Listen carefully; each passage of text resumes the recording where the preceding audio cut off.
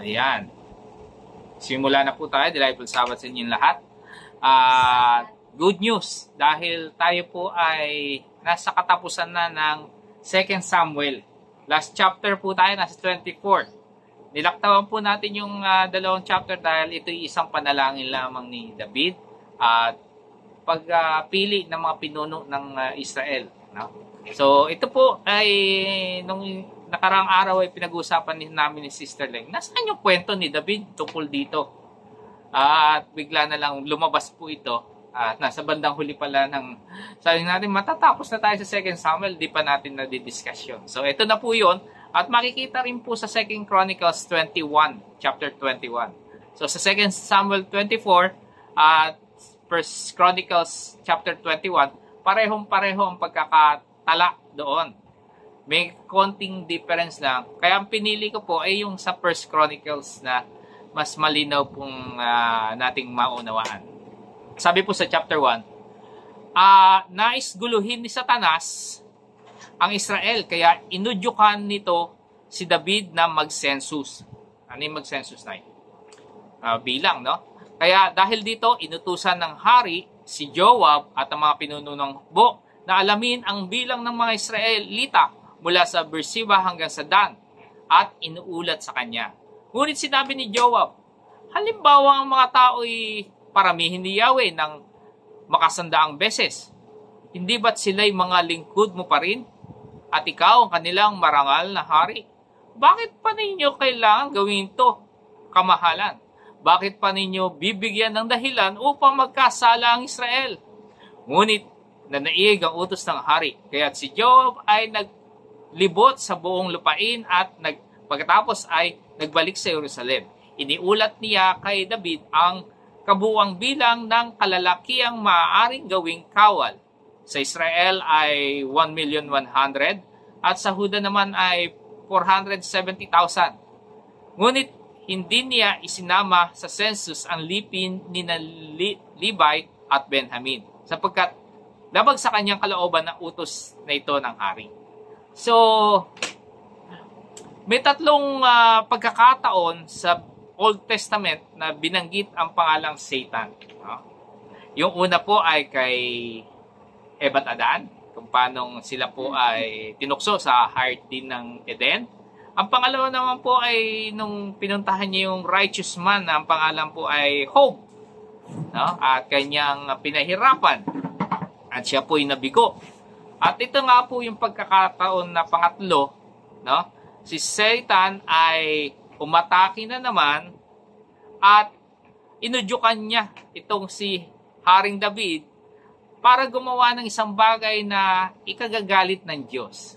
Ito talaga yung plano talaga ni Satanas. No? Galitin ang Diyos hanggat maaari.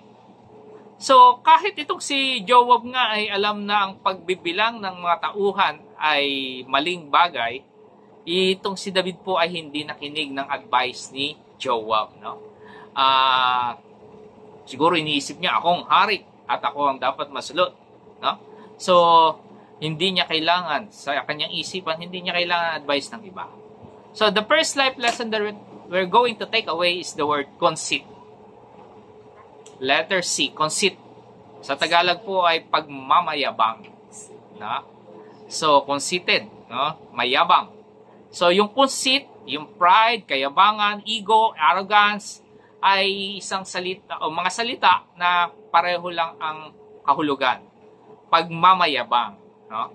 So, ito po yung pag-commit ng isang bagay na mag-please, magbibigay ng kasiyahan sa iyong sarili. No? Dahil nagyayabang ka. At hindi naman nagbibigay lugod sa Diyos. So, dahil ito po ay nagkukumukuha ng kaluwalhatian, ng parangal na nararapat lamang sa Diyos. Alam naman natin na wala tayong kakayanan. Ang Diyos lamang gumagawa ng lahat ng mabuting bagay sa ating buhay. Kaya dapat po tayong nagbabalik ng kaluwalhatian sa Diyos. So chapter 24 na po ito at last chapter na ng 2 Samuel. Kaya pakinggan po natin to. So kadalasan po iniisip natin yung pagiging conceited, no, o mayabang, arrogant, proud. isang simpleng pagmamalaki, simple flexing. Yun yung term ngayon, flexing. Pagmamalaki ng kung anong meron tayo at kung sino tayo, no? Para sa atin, ito yung small deal lang. Hindi malaking bagay. Pero, para sa Diyos, it's a big deal, no? Malaking bagay po ito sa harap ng Diyos. Sa tala ng mga istorya sa Biblia, nagpapakita ng kayabangan na hindi gusto ng Diyos. Gaya na lang kay Saul, kay Nebuchadnezzar, na akala natin ay simpleng pagmamayabang lang, pero tayo po ay nagkakamali sa bagay na yon. So, makikita po natin dito na ang pagiging conceited o mayabang ay isang offense, no, sa harap ng Diyos. So, yung conceit, pride, ay kadalasan po ay tinuturing natin na ito yung ugat ng lahat ng kasalanan, no? At paulit-ulit na binabanggit ito ng Biblia. Ito po ay isang katangian na nagliligaw sa atin, no? Kapag tayo po ay nagiging mayabang, maaaring iligaw po tayo at ito tayo madulas palayo sa harap ng Diyos, sa naisin ng Diyos. Pero ang Bible po ay nagbibigay sa atin ng wisdom, no? At nagbibigay ang Biblia ng napakaraming mga talata at na siyang nagbibigay sa atin ng liwanag na dapat nating ingatan ang pagiging mayabang dahil ito po ay dangerous. At hindi po ito dapat na ugali ng isang Kristiyano. Ang dapat nating virtue o pag-uugali ay humility, no? So, yung pride o yung kayabangan, yung pagiging conceited, ay binubulag po tayo niyan. Hindi natin nakikita yung Diyos na mas malaki at mas makapangyarihan sa atin. Ang ginagawa nito ay ginagawa tayong pinararamdam sa atin na tayo invincible. Ano invincible? Hindi nagagapi, di ba? Tama ba yun? Magaling. No? Tayo pinabibilib natin yung sarili natin. At sinasabi natin, hindi natin kailangan ng Diyos. Kapag tayo mayabang, sinasantabi natin ang Diyos dahil sinasabi natin hindi natin siya kailangan. So ito pong self-sufficiency o yung pagiging pagkakaroon ng sariling kakayanan, no, ay isang napakadelikadong illusion o delusion ba tawag doon, no? At ito po ay kasalanan na maaari nating ikabagsak sa harap ng Diyos. So, among the many pride verses, no, sa Bible, ito po yung sikat sa Proverbs 16:18 na madalas din naman nating binabasa at binibigyan natin ng warning about isa. Ito po yung sinasabi, ang kapalaluan o yung kayabangan o yung conceit ay humahantong sa pagkapahamak at ang pagmamataas na isipan ay ibabagsak. So, napakadelikado po ang kapalaluan. Yung kayabangan na yan, talagang pagkawasak at pagbagsak ang sinasabi dito. So, itong verse nito ay nagpapaalala sa atin na maaring ang kayabangan ito ay hindi natin magdadala sa atin sa maiiwasang pagbagsak natin. In contrast naman po sa pagiging mayabang, no? Yung humility naman po, yung kababaang loob, ang dapat daw pong pinag-uugali natin. At ito'y nagbibigay o nagdadala sa atin para malapit tayo sa piling ng Diyos. At ito po nga ay ina-acknowledge natin pag tayo po ay mababang loob, ina-acknowledge natin yung ating mga limitation, yung ating mga kakayanan, at nire-recognize natin ang walang hanggang pagpapala at biyaya ng Diyos na ginagawa niya sa ating mga buhay. Sabi po sa James 4:6, no? At ito po ay isa sa mga maraming talata sa Biblia na nagbibigay sa atin ng liwanag. Sabi po, ngunit ang Diyos ay nagbibigay ng higit pang pagpapahayag, kaya't sinasabis ng kasulatan, Ang Diyos ay laban sa mga mapagmataas, ngunit pinagpapala niya ang mga mapagpakumbaba. So ito pong talatang to ay nagbibigay diin sa importansya ng kababaang loob o humility sa ating, lalo na sa ating relasyon sa Diyos, no? Ito po ay pagyakap sa kababaang loob, pagiging humble nga. Ito'y pagbubukas ng ating sarili na hinahayaan natin ang Diyos ang manguna sa ating mga buhay. So, ang unang word natin ay conceit. Ibig sabihin, kayabangan, no? So, magpatuloy po tayo sa verse 7. Ang sabi po, nagalit ang Diyos sa ginawang ito, kaya pinarusahan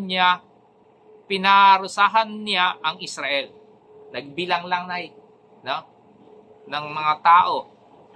Naparusahan na agad ang Israel. Sinabi ni David sa Diyos, napakalaking kasalanan ang nagawa ko kay Yahweh. Patawarin mo sana ako sa aking kahangalan.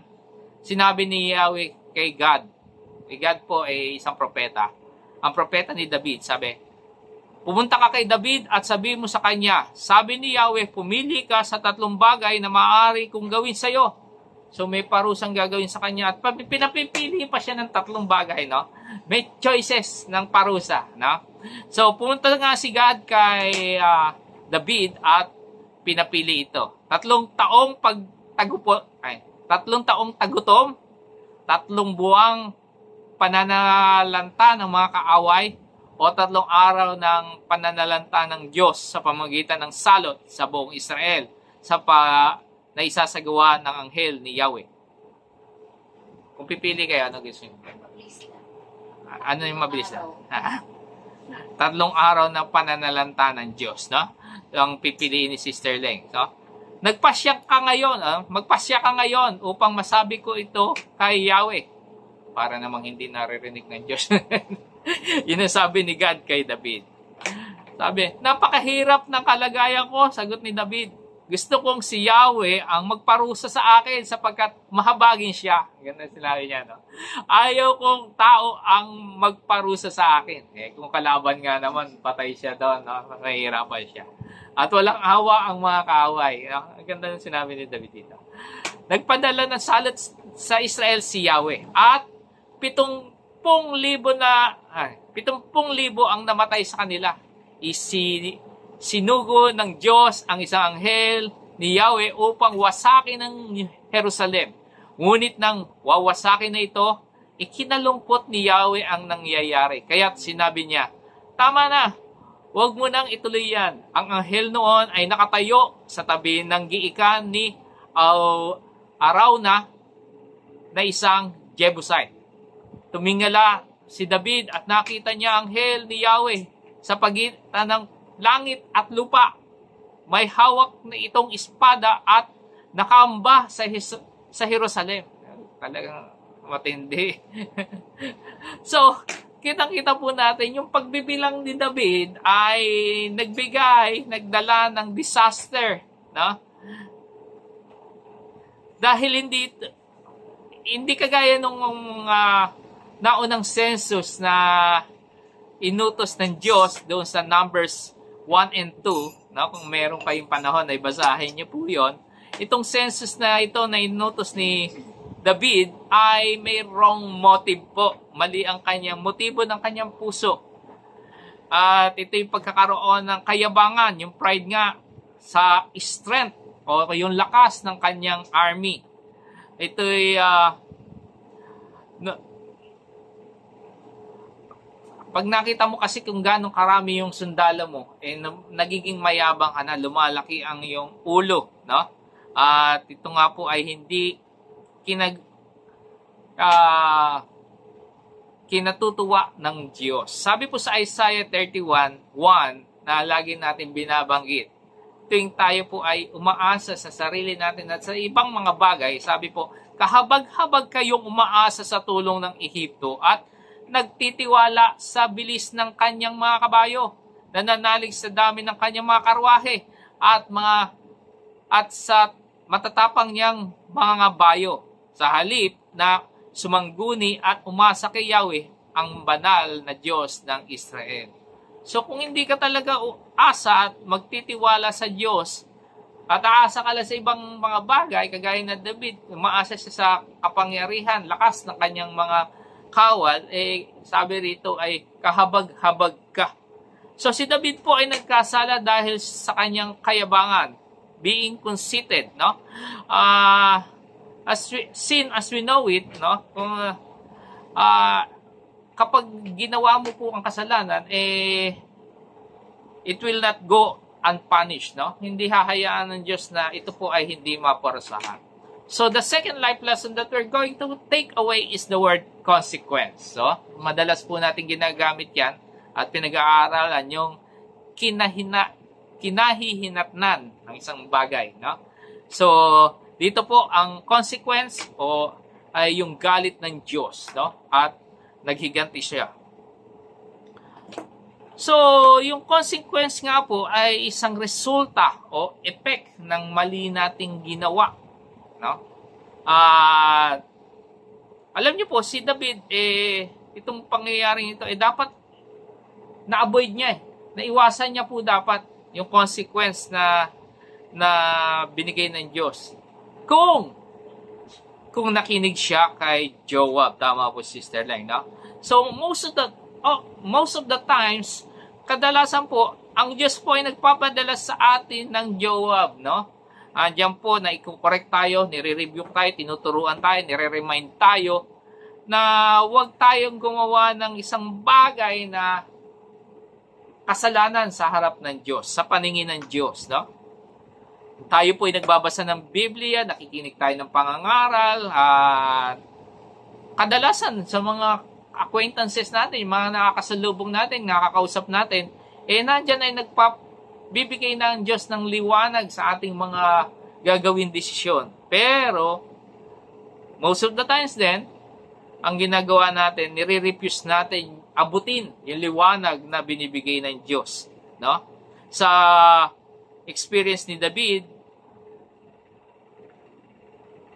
hindi pa nga, yung puso niya, hindi pa nga wala pang kalyo dahil malapit siya sa Diyos Madalas, lagi niya sinusunod ang Diyos. Ang instruction ng Diyos ay sinusunod niya sa buong buhay niya. Kaya wala pang kalyo ang puso nitong si David. Pero pag madalas nating sinusuway ang Diyos, baka magkalyo na yan at hindi na natin maranasan ang pagtuturo ng Diyos. Sabi po sa 1 Corinthians 10:13, wala pang pagsubok na dumating sa inyo na hindi nararanasan ng ibang tao. Tapat ang Diyos at hindi niya ipahihintulot na kayo'y subukan ng higit sa inyong makakaya. Sa halip, pagdating ng pagsubok, bibigyan niya kayo ng lakas upang makayanan ito at ng paraan upang malampasan ito.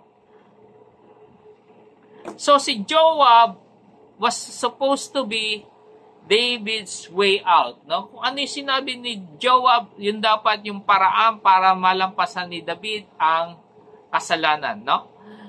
Pero ang nangyari po, siya po ay bulag at hindi niya nakita yung liwanag na sinabi ni Joab.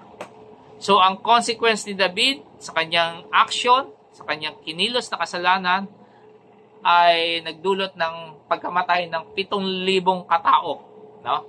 At bukod po doon, naapektuhan po ang marami pang mga pamilya. Siyempre, namatay yung kapamilya mo, nalungkot sila.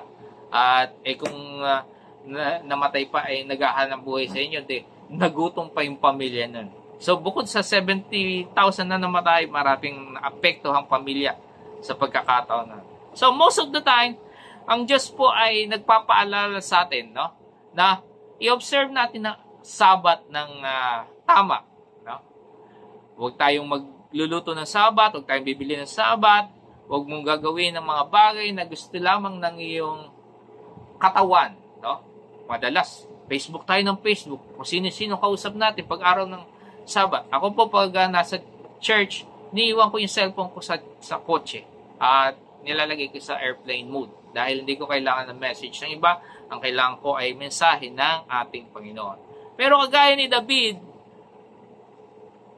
kadalasan na namimiss nating makita yung liwanag na ito, no? At pinipili natin yung daan ng kadiliman imbis ng kaliwanagan. Sana nga kung yung kasalanan na nagawa natin ay maapektuhan ay tayo lamang, no? Yung tayo na guilty. Pero alam niyo po, ang kasalanan pag iyong ginawa parang may domino effect po to, no? Pag nagkasala ka, nag-commit ka ng kasalanan, sunod-sunod series ng consequences ang mangyayari sa iyo, no? Ang Diyos po ay magpapatawad naman kapag tayo po ay humingi ng tawad sa ating mga kasalanan. Pero yung consequence nga po ng ating kasalanan ay laging nandun na at nakahanda nang ibigay sa iyo at hindi na mapuputol po yun or mahihinto. Nung si David po ay nagkasala sa harap ng Diyos for killing Uriah at pagkuha niya kay Bathsheba, humingi siya agad ng tawad sa Diyos. At siya naman ay pinatawad, di ba po? Pero yung consequence po ng kanyang kasalanan ay hindi natanggal. It was not lifted. Ngayon, si David ay nagkasala naman sa harap ng Diyos for being conceited, no? Humingi siya ng tawad sa Diyos sa kanyang kasalanan. But again, yung consequence was not lifted. Hindi tinanggal ng Diyos. Humingi ng awa si David. At ang Diyos naman po ay kumilos, hinto niya yung anghel. Bago yung mission ng kamatayan po ay makompleto. Siguro kung hindi nagmakaawa si David, mas marami pa sa 70,000 ang namatay. No? So yung consequence ng kasalanan niya, David, ay nagdulot ng matinding damage sa Israel. No? Tandaan po natin, ang Diyos po ay nagpapatawad sa ating mga kasalanan. At hindi ganun siya kasama na masyado matindi ang parusa na ipagkakaloob niya sa atin. At ang mangyayari lang, magdudulot lang to o mag-iiwan to ng peklat sa ating mga buhay. Lagi natin matatandaan na ang Diyos po ay nagpaparusa sa atin kapag tayo po ay gumagawa ng hindi tama. So, tayo po ay magtapos sa second book ng Samuel nga. Sa last part po, ang sabi po sa 16 hanggang verse 28, sabi, si David at ang kang matatandang pinuno ay nagsuot ng damit panduksa at nagpatira pa. Tumawag siya sa Diyos. Ako po ang nag-utos na alamin ang bilang ng mga tao. Walang kasalanan mga taong bayan. Kaya ako at ang aking angka na lamang ang inyong parusahan. Huwag niyong idamay sa salot ang mga tao. Si God, yung propeta po, ay inutusan ng anghel ni Yahweh upang sabihin kay David na magpunta sa giikang ni Arauna na Jebusite at magtayo roon ng altar para kay Yahweh. Sumunod naman si David at sa pinasasabi ni Yahweh kay God. Gumigiik noon si Arauna, parang isda pala yun. Arauna. Magkaiba ba yung Arauna, no? Arauna. Kasama ang 4 niyang anak na lalaki. Nang makita niya ang anghel, nagtago ang mga anak nito. Nakita ni Arauna na dumarating sa David. Kaya sinalubong niya ito. Nagpatira pa siya bilang pagbigay galang. Sinabi ni David, bibilhin ko ang lupang ito para pagtayuan ko ng altar ni Yahweh upang matigil na ang salot na namiminsala sa bayan. Sa inyo na lang po ito at huwag nyo nang bayaran, sagot ni Arauna. Kayo na po ang bahala kung ano ang gusto nyong gawin. Narito pa ang isang toro, no? Baka parahan sa handog na susunugin at mga kahoy na gagamitin sa pag-iik para gawing panggatong. Narito rin po ang trigo para sa handog na pagkaing butil. Lahat po ito ay sa inyo na. Ang ganda ng puso nito si Arauna. Ngunit sinabi ni David kay Arauna, Hindi, ibibigay ko sa iyo ang eksaktong bayad. Hindi ako maghahandog kay Yahweh ng bagay na hindi sa akin at ng anumang walang halaga. Kaya't binili ni David kay Arauna ang lugar na yon sa halagang 600 pirasong ginto. Nagtayo siya roon ng altar para kay Yahweh at nagdala ng handog na susunugin at handog na pangkapayapaan. Nanalangin siya kay Yahweh at sumagot naman si Yahweh sa pamamagitan ng apoy. Saan yun na maalala yung nagsumagot ng apoy ang Diyos? Kay Elijah, di ba po? Ito, sumagot din pala ng apoy ang Diyos kay Elijah. Buhat sa langit upang sunugin ang mga handog sa ibabaw ng altar. Sabi po sa 27, iniutos ni Yahweh sa anghel na isuksok na ang espada. Ganda. At sumunod naman ito. Noon, natiyak ni David na pinakinggan siya ni Yahweh. Kaya nag-alay si David ng mga handog sa giyakang pag-aari noon ni Arauna na Jebusite. So, magbalik po tayo sa pagkakabasa natin doon sa verse 14 and 15. Ang sabi po, nagpadala nga ng salot sa Israel si Yahweh at 7,000 ang namatay sa kanila. Isinugo ng Diyos ang isang anghel ni Yahweh upang wasakin ng Jerusalem. Ngunit nang wawasakin na ito, ikinalangkot ni Yahweh ang nangyari. Kaya sinabi niya, tama na, huwag mo nang ituloy yan. Ang anghel noon ay nakatayo sa tabi ng giika ni Arauna na isang Jebusite. So, sa galit ng Diyos, napatay po yung 70,000 katao, no? Pero sa pag-ibig ng Diyos na ipinakita niya, ito po ay nahinto. So, though yung consequence ng kasalanan ni David ay napahinto, it doesn't mean po na si David po ay napatawad na agad, no? Ang galit ng Diyos ay ibig sabihin po na it doesn't mean that David was forgiven and God's anger was already been subsided. Hindi ibig sabihin na patawad na siya nung tinigil yung pagpaparusa. Hindi ibig sabihin nawala na yung galit ng Diyos sa kanya. Pero sabi po sa 17, si David po ay nag-confess sa Diyos. At ito po ay mas maganda sa English translation. Sabi, when David saw the angel who was striking down the people, he said to the Lord, I have sinned. I, the shepherd, have done wrong. These are but sheep. What I have done, what have they done? Let your hand fall on me and my family. No? So, pagkatapos pong mag-confess, humingi ng tao dito si David, I'm sure po na si David naman po ay napatawad. No?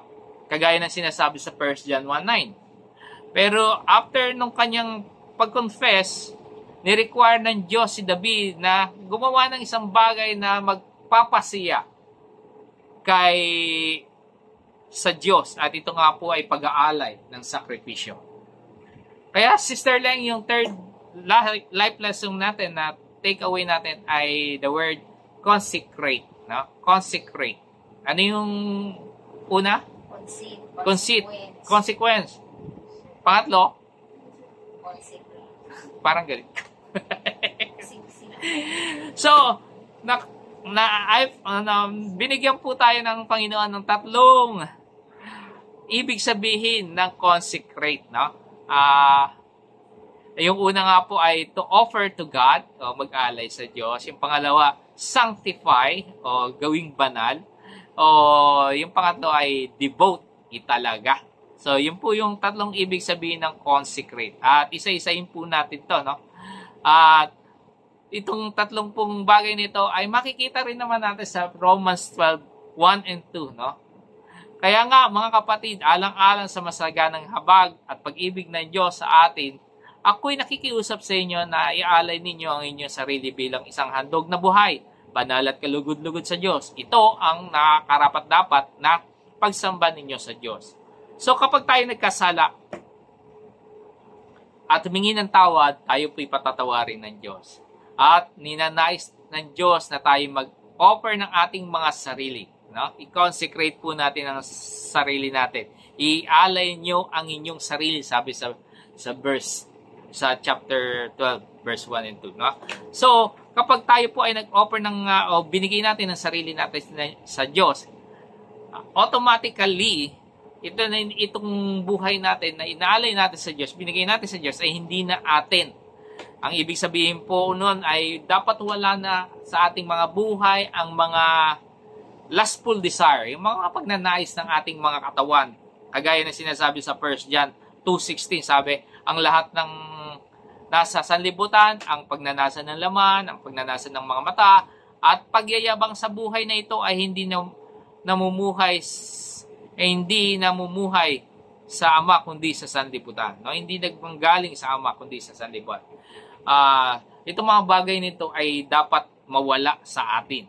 Sabi sa Romans 12:1, sa pagpapatuloy po, banal at kalugod-lugod daw sa Diyos. Ito ang karapat-dapat na pagsamba natin sa Kanya. So, bagamat ang Holy Spirit po ang siyang gumagawa ng sanctification sa atin, ng pagpapabanal sa atin, gawin din po natin yung part natin. Makipag-cooperate tayo by keeping ourselves holy in the sight of God. No? Gawin po natin yung mga bagay na kalugod-lugod sa Kanyang harapan. Mga bagay na nagpapasaya sa Diyos para tayo po ay tayo mapabanal ng Diyos. So, yung pangatlo, offer ourselves to God. Yung po ba? Hindi. No? Mag-alay tayo. At mag-cooperate po tayo sa sanctification, no? Process ng Diyos. At yung pangatlo nga po ay yung devote, italaga. Italaga natin ang sarili natin sa Diyos. Ibig sabihin, gagawin natin, susundin natin ang kalooban ng Diyos. Paano natin itatalaga ang sarili natin sa Diyos? Ang sabi po doon, sa'yo na ako. No? Sabihin natin sa Diyos, sa'yo na ako talaga. No? Yun yung pagdeboto. No? Ipagtatalaga. No? Yung may talaga. Sa'yo na ako talaga.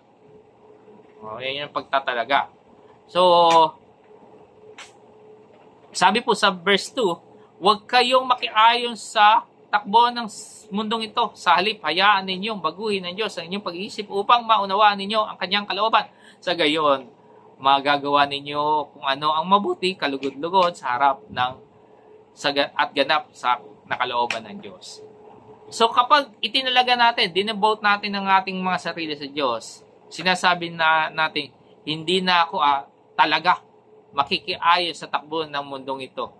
Ipakikita ko na talaga na ako'y kakaibang Kristiyano. Maglilingkod na ako talaga sa Diyos. So, yung po yung pagtatalaga. Talaga yon, no? So, i-consecrate po natin ang ating mga sarili. So, itong last part na chapter ng 2 Samuel ay nagtuturo sa atin na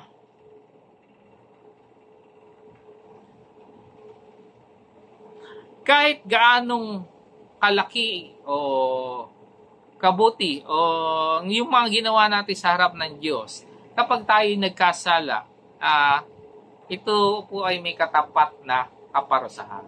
Na? So, ang Diyos po kasi galit sa pagiging conceited, no? Pagiging mayabang. Takot siya sa conceited na tao. Tayo po ay ninanais ng Diyos na maging dependent sa Kanya at hindi dapat tayo nagyayabang. No? Do not boast of ourselves. Sabi nga sa 2 Corinthians 10:17, let the one who boast in the Lord. No? Ipagmalaki natin yung pagkakakilala natin sa Diyos at hindi natin pagyabang ang ating mga sarili. Since ang ating mga kasalanan ay hindi lalampas ng hindi tayo napaparusahan, no? Ito po may equivalent lagi na consequence, no? Lagi natin sinasabi, hindi natin mapipili ang consequence ng ating mga choice, no? Buti na lang, nagbibigay ng Diyos ng way out, no? pwede tayong makaalis, pwede makaiwas. Lagi siya nagpapadala. Yun ang sinasabi ng talata. No? Kailangan lang natin tanggapin yung mga correction, paglilinaw, pagre-rebuke sa atin, pagtuturo ng Diyos na lagi niya namang pinaalala sa atin sa araw-araw at sa maraming pagkakataon. Kaya pag tayo po ay nagkasala, huwag nating patitigasin ang ating mga puso. Humingi tayo agad ng tawad sa Diyos. At yung very best way to make up, no, sa mga mess, sa mga pagkakamali natin ginawa sa Diyos, ay sa pamamagitan ng pag-consecrate ng ating mga sarili. Pagtalaga ng ating mga sarili sa Diyos. I-offer natin sa Diyos ang ating mga sarili. I-alay natin. Makipag-cooperate po tayo sa gawaing pagpapabanal ng Diyos sa atin. At yung pangatlo nga po ay lagi natin italaga ang sarili natin sa paglilingkod sa Diyos. So, yun po ang ating paglilingkod at pag-aaral ng 2 Samuel. So, sa susunod po siguro ay pag may buhay, nagpatuloy pa rin naman yung buhay ni Samuel ay ni David. Pero ito po yung makikita na natin sa 1